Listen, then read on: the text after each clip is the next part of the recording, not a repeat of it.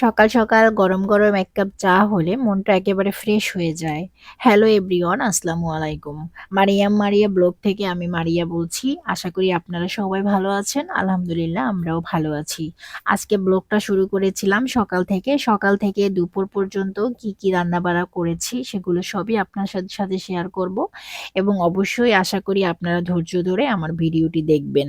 এখানে আমি যা যা রান্নাবাড়া করেছি সবকিছু আমি আপনাদের সাথে শেয়ার করব। তো চলুন সকাল থেকে আমি কি করেছি সেটাই আপনাদেরকে দেখাচ্ছি। এখানে হচ্ছে গিয়ে আমি সকালবেলা ঘুম থেকে উঠে ফ্রেশ হওয়ার জন্য ১ কাপ চা নিয়ে নিয়েছি। তো ১ কাপ না, সবার জন্যই চা বানিয়েছি। তারপরে হচ্ছে গিয়ে বিস্কিট, এখানে ড্রাই কেকের মতো কিছু বিস্কিট ছিল, সেগুলো হচ্ছে গিয়ে বক্সের নিচে জমেছিল। অনেকদিন হয়েছে খাওয়া হয়নি। কারণ চা ছাড়া বিস্কিট, আসলে এই বিস্কিটটা ভালো লাগে না। তো এইজন্য হচ্ছে গিয়ে খাওয়াও হয়নি। তারপরে এটাকে যেহেতু জমে আছে এজন্য চাটা বানিয়ে বিস্কিটটা খেয়ে ফেলেছি। এরপরে হচ্ছে গিয়ে সকালবেলা বাবুদের জন্য একটু খিচুড়ি বানিয়েছি আর ডিম ভাজি করেছি। এটা দিয়ে ২ মেয়েকে আমি খাইয়ে দেব। তো এর জন্য হচ্ছে গিয়ে আমি খিচুড়ি যেটা বানিয়েছি সেটা তুলে নিয়েছি। একটু গরম ছিল, তো ঠান্ডা হওয়ার জন্য অবশ্যই অপেক্ষা করতে হবে। কারণ বাবুদেরকে এখনো ধরে খাইয়ে দিতে হয়। ওরা এখনো একা খেতে শেখেনি।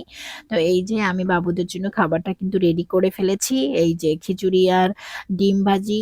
আমি খেলে অবশ্যই একটু মরিচের ভর্তা বানিয়ে খেতাম, যেহেতু আমি খাবো না। তো বাবুরা তো ঝাল খেতে পারে না এইজন্য। আর এখানে দুপুরবেলাতে আমি রান্না করেছিলাম ফুলকপি দিয়ে চিংড়ি মাছ। উপরে আমি ধনিয়া পাতা ছিটিয়ে দিয়েছি। আর এখানে হচ্ছে রান্না করেছি সিম দিয়ে আলু, চিংড়ি মাছ দিয়ে এটা ভাজি করেছি। গরম ভাতের সাথে সিম, আলু, ধনিয়া পাতা দিয়ে ভাজি করলে এত মজা লাগে। আসলে একেকজনের টেস্ট সেন্স একেক রকম। কারো একেক জিনিস খুবই পছন্দ হয়। তার ভিতরে সিম, আলু এটা আমার কাছে খুবই ভালো লাগে এবং খেতেও খুবই মজা হয়। বিশেষ করে এই ভাজিটা গরম ভাতের সাথে খুব ভাল লাগে। তো এটা বানিয়েছিলাম। আর যেহেতু বাবুরা এখনো সবজি খাওয়া শেখেনি, মানে ওদের জন্য মাংস রান্না করতে হবে। তো প্রতিনিয়তই আমার মাংস এবং মাছ রান্না করতেই হয়, যেহেতু বাবুদেরকে খাওয়ানোর জন্য। ওরা এখনো ছোট, ওরা এখনো সবজি খাওয়া শেখেনি। তারপরে ঝালও খেতে পারে না।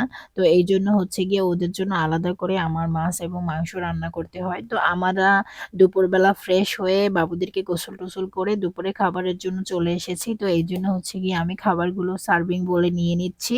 তো এখানে সিম আর আলু নিয়েছি এবং হচ্ছে এখানে ফুলকপি। ফুলকপিটা কখনোই আমার ঠিকমতো হয় না। হয় কখনো লবণ কম হবে, আবার এমন হয় যে সিদ্ধ বেশি হয়ে যায়। তো এই হচ্ছে গিয়ে মুরগির মাংস। মুরগির মাংসটা কিন্তু একটু সাদা টাইপের হয়েছে, যেহেতু ওদের জন্য রান্না করেছি, তো এইজন্য একটু মসলা-টসলা কম দিয়েছি।